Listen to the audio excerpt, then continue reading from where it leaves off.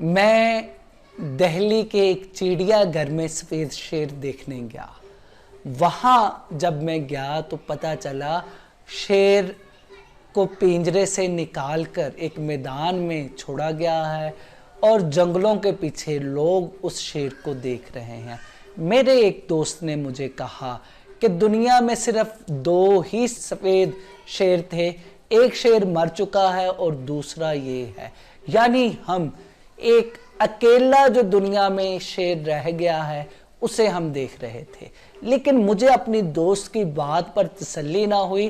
میں نے وہاں پر اویزاں ایک بورڈ پڑھا، وہاں پر لکھا ہوا تھا کہ دنیا میں اس وقت 69 وائٹ لائنز موجود ہیں اور ان میں سے 25 شیر جو ہے وہ انڈیا میں موجود ہیں۔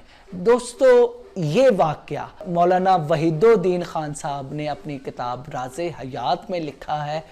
اس سے ہمیں ایک سبق ملتا ہے کہ اکثر ایسی انفارمیشن جس کا حقیقت سے کوئی تعلق نہیں ہوتا اس پر نہ صرف ہم لوگ یقین کر لیتے ہیں بلکہ اس کے ذریعے ہم لوگ اپنے نظریات بھی ڈیولپ کر لیتے ہیں۔